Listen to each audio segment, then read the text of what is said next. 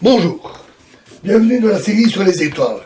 Donc nous allons maintenant faire une petite digression pour parler un peu de la relativité, ce qui sera nécessaire pour vraiment comprendre les trous noirs. Alors, pour faire des mesures, pour faire des expériences, pour faire des observations, il est nécessaire de donner des valeurs numériques aux positions et aux instants auxquels se produisent les phénomènes, ne fût-ce que pour les étudier, les analyser ou les comparer.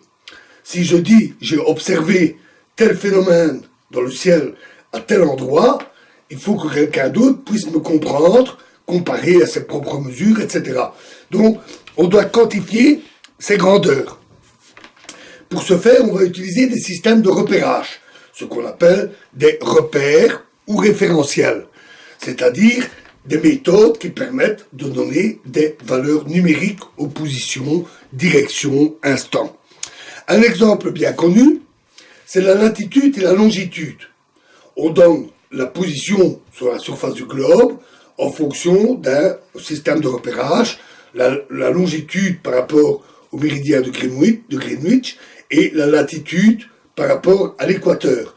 Et on donne éventuellement aussi l'altitude à laquelle on se réfère. Il existe ainsi de nombreux systèmes de repérage. Le système géocentrique, le système héliocentrique qui prend le Soleil comme référence et d'autres systèmes. On peut aussi utiliser des repères locaux. Par exemple, dans un laboratoire ou dans une pièce, on détermine la position par rapport à un point de référence, par exemple par rapport à la porte d'entrée. Le tout, bien entendu, est d'établir des relations entre les différents systèmes de repérage. On va en plus des positions déterminer les instants auxquels se produisent les phénomènes, donc on va utiliser aussi des horloges considérées comme précises, fiables, ce qu'on peut vérifier simplement en les comparant, en les mettant côte à côte, par exemple, pour voir si elles donnent la même heure. Alors, pour comparer deux systèmes de référence, on considère une situation assez classique. Donc, on a un observateur A et un observateur B. Celui-ci, A, va utiliser un système de référence. Donc, il va choisir un point d'origine par rapport auquel il détermine les distances. Par exemple, lui-même. A est en haut, au point O d'origine. Il va choisir des directions X et Y, et aussi une troisième direction, parce qu'on est dans un espace à trois dimensions. Ici, je ne représente pas la direction Z, qui serait perpendiculaire. Donc il choisit deux directions X et Y. B va faire de même. Il se situe en O' et va choisir un axe X' et un axe Y'. Par facilité, on passe facilement à d'autres situations. Par facilité, je place B sur l'axe OX et on choisit de faire coïncider les deux axes X et X'. Et Y' sont parallèles. D'autres choix sont possibles. Ainsi, si on a un événement quelconque P, A peut disposer des étalons de longueur, par exemple des mètres étalons le long de ces directions, et ainsi déterminer la position de P, auquel il va attribuer les coordonnées X, Y, Z. Et B peut faire de même et lui donner les positions X, Y', Z'. De plus, chacun va utiliser son système d'horloge. A va avoir une horloge en haut et B va avoir une horloge en haut. Lui mesure le temps T, lui mesure le temps T'. Donc, il attribue les coordonnées X, Y, Z, T et lui X', Y', Z', T' à l'événement P qui se produit à un instant donné et une position donnée. Notez que, en principe, puisqu'on a les mêmes horloges, on devrait avoir T égale T'. Mais ça, en réalité, c'est une hypothèse qui pourrait être abusive. Parce que ce n'est pas mesuré au même point, et qui dit que ça doit forcément être identique. Donc en toute généralité, gardons T'. Et on considère aussi que B est en mouvement par rapport à A. B se déplace à une vitesse dans la direction de X avec la vitesse grand V. Donc B se déplace. Un exemple serait A qui est sur un quai de gare et B qui est dans un train qui passe à vitesse grand V.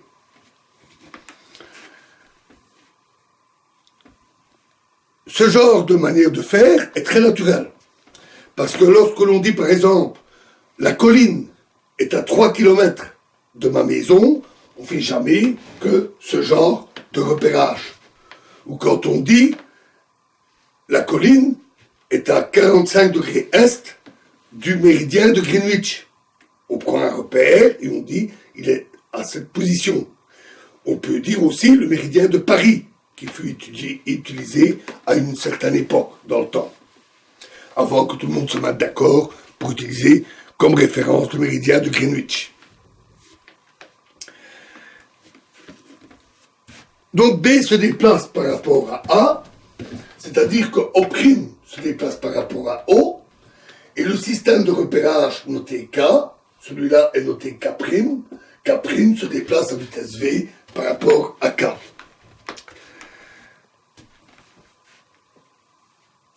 Les deux, chacun a son horloge. Mais s'ils veulent comparer le temps indiqué par les horloges, il faut synchroniser les horloges. C'est exactement ce qu'on fait aussi dans la vie. Quand on dit « donnons-nous rendez-vous à tel point », attention, il faudra vraiment être exact si on ne veut pas se rater. Donc, comparons nos montres pour les synchroniser, pour être sûr qu'elles indiquent la même heure. C'est exactement la même chose qu'on fait ici. Et par facilité, puisque B se déplace, on peut choisir l'instant où O est au même point que O' et décider qu'à ce moment-là, T égale 0 et T' égale 0. Donc ça revient à dire que c'est des chronomètres et on les enclenche tous les deux au moment où A et B coïncident. C'est la méthode habituelle. On passe ensuite à la relativité restreinte. Ça, ce principe-là, il est général en physique. On fait ça en physique classique depuis quelques siècles et on a gardé ce genre de méthode en physique moderne, au XXe siècle et au XXIe. D'autres détails viennent ensuite, donc puisqu'on a T et T', X, X', etc., comment les relier? Là, on a besoin de règles supplémentaires. J'ai dit que T n'était pas nécessairement égal à T', il l'est à l'instant 0, mais l'est-il plus tard? Pour le savoir, il faut d'autres règles, et là interviennent les différentes lois physiques. Donc on passe à la relativité restreinte. En relativité restreinte, on utilise deux grands postulats. Alors, en réalité, il y en a d'autres, mais ils sont soit logiques, soit liés à un certain nombre de choses expérimentales évidentes. Nous n'entrerons pas ici dans les détails. Pour plus de détails, voir la série sur la relativité. Normalement, il y a deux grands postulats, c'est toujours ceux-là qu'on présente, d'ailleurs, dans la plupart des présentations de la relativité. Le premier principe s'appelle principe de relativité restreint. En fait, ce principe est ancien. C'était aussi celui utilisé par Galilée. Donc c'est vraiment vieux. Mais il a pris un rôle particulièrement aigu en relativité et donc pris le nom de principe de relativité restreint. Celui-ci dit que tous les repères inertiels sont équivalents. Alors d'abord, qu'est-ce qu'on entend par repère inertiel? Un repère inertiel, c'est un repère qui se déplace à vitesse constante, comme B par rapport à A, avec une vitesse toujours identique. Pas d'accélération, et pas, par exemple, si on dispose d'un accéléromètre, B a un accéléromètre en main, il peut mesurer, vérifier que les indications de son accéléromètre indiquent 0. On peut aussi le ressentir, sentir qu'on n'est pas écrasé sur le siège quand on est en déplacement, qu'il n'y a pas de force centrifuge qui nous pousse sur le côté. C'est donc les repères inertiels, d'ailleurs au sens de la physique newtonienne. Et la physique newtonienne nous montre que si un repère est inertiel, alors tout repère en mouvement à vitesse constante est inertiel. Quand on dit que ces repères sont équivalents, cela veut dire que les lois physiques, telles qu'on les décrit, telles qu'on les présente, doivent être indépendantes de ces repères. C'est-à-dire que les lois physiques doivent garder la même forme, la même description, qu'on les décrive en utilisant K ou qu'on les décrive en utilisant K'. Alors attention, équivalent, K est équivalent à K', ne veut pas dire identique. Ce ne sont pas les mêmes repères. Un objet à une position donnée n'est pas la même position par rapport à A et par rapport à B. Pour le train et le quai, le train est en mouvement par rapport à A qui est sur le quai, mais B qui est assis dans le train, pour lui, le train est immobile par rapport à lui. Donc, équivalent ne veut pas dire identique. En fait, une telle règle, le principe de relativité, est assez logique. Il est difficile de désigner un repère qui serait absolu et par rapport auquel les lois seraient spéciales dans ce repère-là. On pourrait dire, A est immobile et B il est en mouvement. Donc A a un repère spécial. Oui, mais il est immobile par rapport à quoi? Il est immobile par rapport à la Terre. C'est toujours relativement à quelque chose qu'on est immobile. La Terre, elle est en mouvement autour du Soleil. On pourrait dire, alors prenons le Soleil. Oui, mais le Soleil aussi est en mouvement autour de la galaxie. La galaxie elle-même est en mouvement. Elle se rapproche d'Andromède. Donc ça est très difficile de dire qu'est-ce qui serait réellement immobile.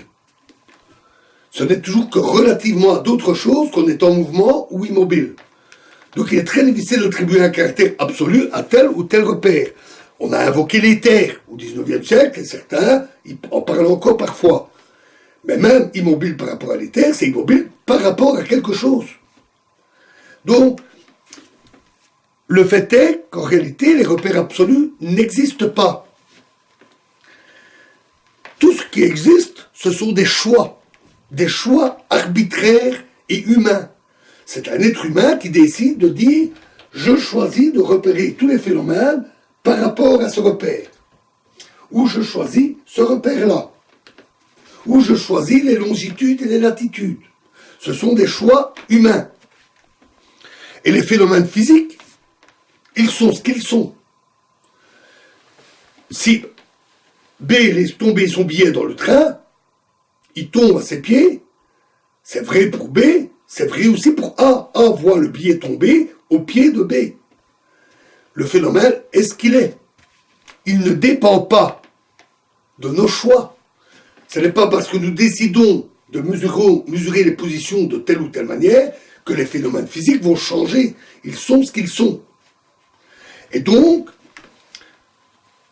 ils ne dépendent pas de nos choix. Et par conséquent, on doit, si on veut éviter d'introduire des artefacts, des défauts qui seraient le reflet de nos choix, il faut que la formulation qui décrit les lois physiques ne dépende pas du choix des repères K et K'. La seule chose qui change réellement avec K et K', c'est les raisons pour lesquelles nous les avons construites, c'est-à-dire les valeurs numériques des positions et des instants. Les valeurs numériques. C'est les seules choses qui changent. Si l'on établit une règle qui permet de passer de l'un à l'autre, il n'y a plus de souci.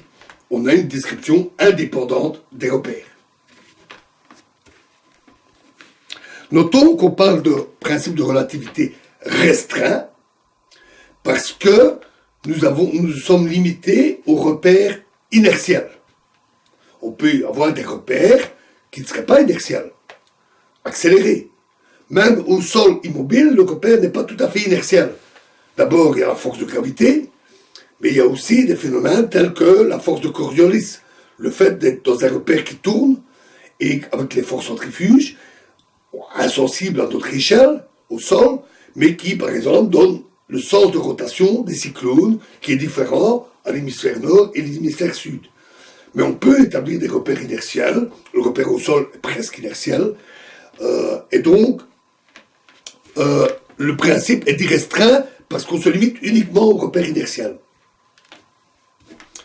Le deuxième grand postulat, et là on met le plein pied dans la relativité restreinte proprement dite, parce que ça, c'était une nouveauté à l'époque où Einstein a créé la relativité restreinte, c'est de dire que la vitesse de la lumière dans le vide est constante et invariante. Donc on la note C, la vitesse de la lumière C, elle est constante et invariante.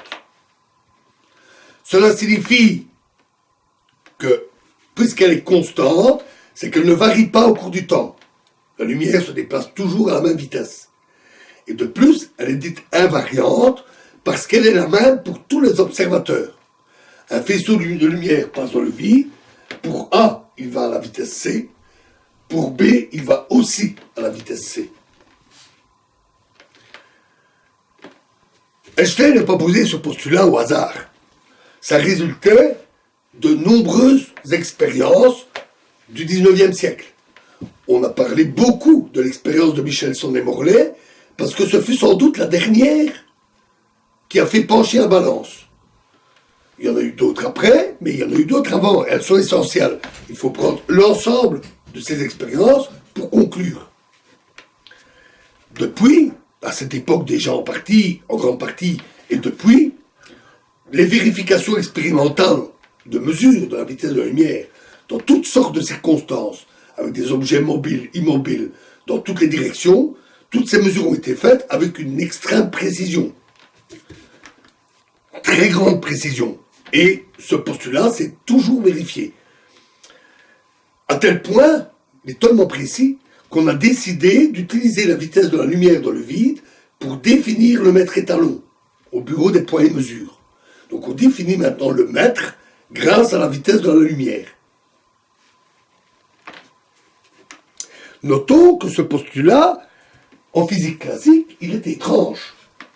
Et c'est certainement pour cela qu'il a mis du temps avant de s'imposer, avant que Einstein ne dise « oui, mais ». Parce que courant 19e siècle, on aurait déjà pu s'en rendre compte. Mais c'était pas facile à imaginer. Imaginez que B envoie dans son train un rayon lumineux vers l'avant, à vitesse C. Puisque le train est en mouvement par rapport au quai, le rayon lumineux va à vitesse C par rapport au train, le train, lui, avance de vitesse V, on s'attendrait que pour A, la vitesse du rayon lumineux soit V plus C. Parce que pendant la même durée, la distance parcourue par rapport à A est plus grande, puisque le train s'est déplacé entre-temps. D'où une vitesse plus grande. Avec des vitesses plus faibles, c'est flagrante. Par la fenêtre, B jette un ballon à faible vitesse. Quelqu'un sur le quai qui reçoit le ballon dans la tête, reçoit le ballon avec la vitesse du train en plus. Donc il risque fort d'être assommé. Donc cette addition des vitesses semble évidente en physique classique. Et pourtant elle est fausse. Elle est fausse puisque, on l'a dit, le postulat, mais l'expérience montre que la vitesse de la lumière est toujours la même. Et c'est ça qui est étrange. Donc de toute évidence, la simple addition des vitesses n'est plus vraie. Du moins pour des vitesses extrêmement élevées, comme la vitesse de la lumière. À faible vitesse, on le constate facilement, ça marche, l'addition. Mais à des grandes vitesses, ça ne marche pas. Comme la vitesse, c'est la distance parcourue divisée par le temps de parcours, et je l'ai pris comme exemple avec la distance parcourue par le faisceau de la lumière par rapport au train ou au quai, ça veut dire qu'il doit y avoir des changements dans les concepts de l'espace et du temps. Et c'est surtout en cela que la relativité restreinte fut une révolution. Pour la première fois depuis Galilée, on remettait les concepts d'espace et de temps en question.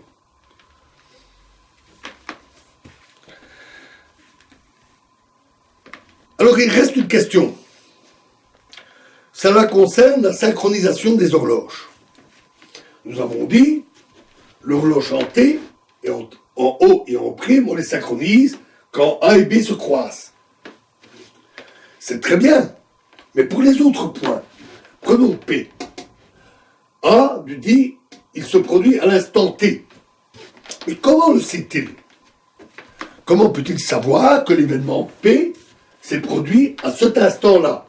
S'il était à côté de son horloge, pas de problème, il met un capteur, le phénomène se produit, ça enclenche l'horloge, c'est bon. Mais là, le phénomène est plus loin.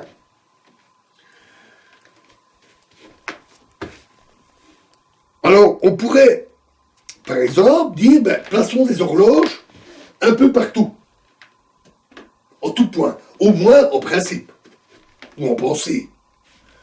Avec ces horloges-là, on peut mesurer le temps.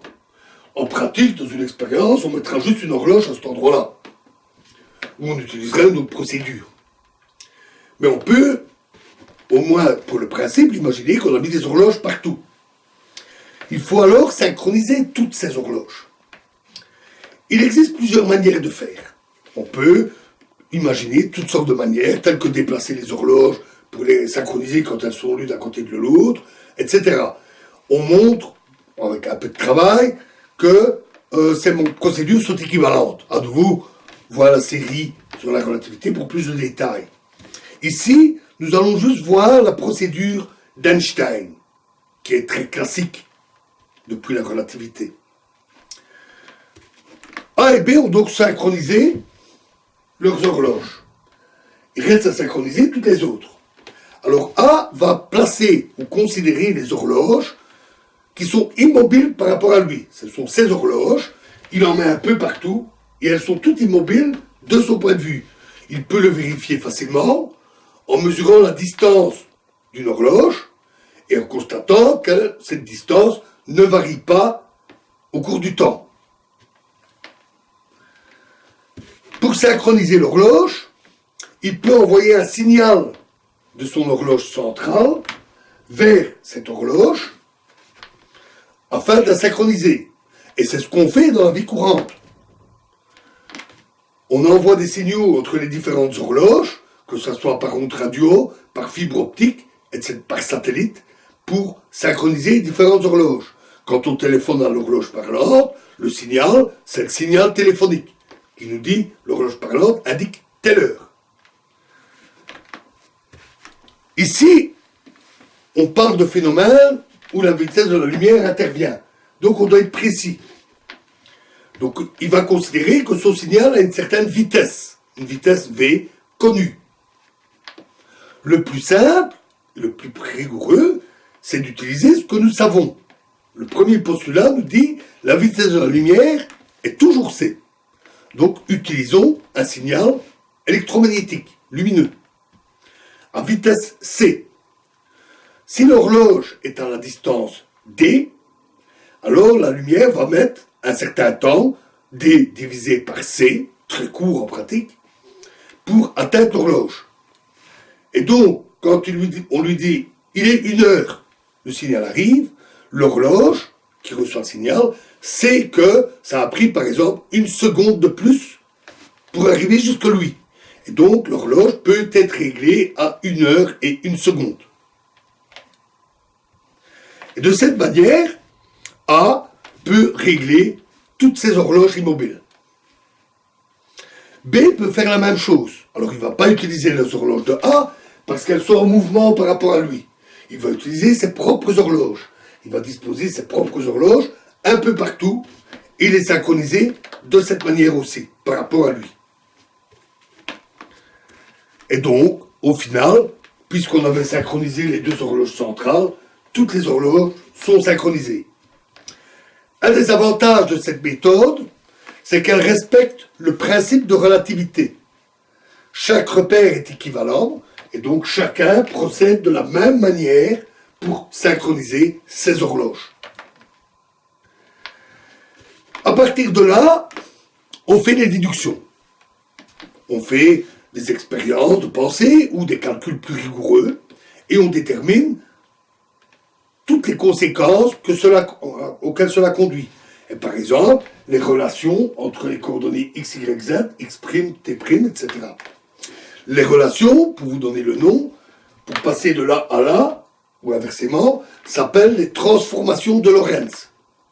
Elles furent d'ailleurs découvertes par Lorentz, d'où leur nom, avant la relativité. Lorentz étudiait l'électromagnétisme, la lumière, tiens, comme par hasard, et cherchait de telles transformations. Et il a trouvé cette fameuse transformation de Lorentz. Sauf qu'il les a mal interprétées. T et T' n'étaient plus identiques. Il a considéré que ce n'était pas le temps réel, mais plutôt une espèce de paramètre formel. La compréhension physique est venue par Einstein de la manière que je viens de décrire. Il a retrouvé les transformations de Lorentz, non pas en utilisant la théorie de l'électromagnétisme, mais en utilisant uniquement les deux postulats que je vous ai donnés. On déduit donc toutes les conséquences. Alors nous ne le ferons pas ici. Nous n'allons pas ici commencer à faire tous les raisonnements, les expériences, les calculs, etc. D'abord parce que ça serait un peu compliqué. En plus, parce que c'est pas le but de cette série. Ici, on veut parler des étoiles. Déjà qu'on fait une digression sur la relativité. Mais bon, n'allons pas trop dans le détail. On va pas voir tous ces développements. Ce que nous voulons, pour ça, je vous renvoie à la série sur la relativité, si ça vous intéresse. Ce que nous verrons ici, c'est uniquement les conséquences de ces résultats. Donc, on a nos deux postulats, qu'est-ce qui en découle? Et ça, ces conséquences, c'est ce que nous verrons dans la prochaine vidéo. Je vous remercie.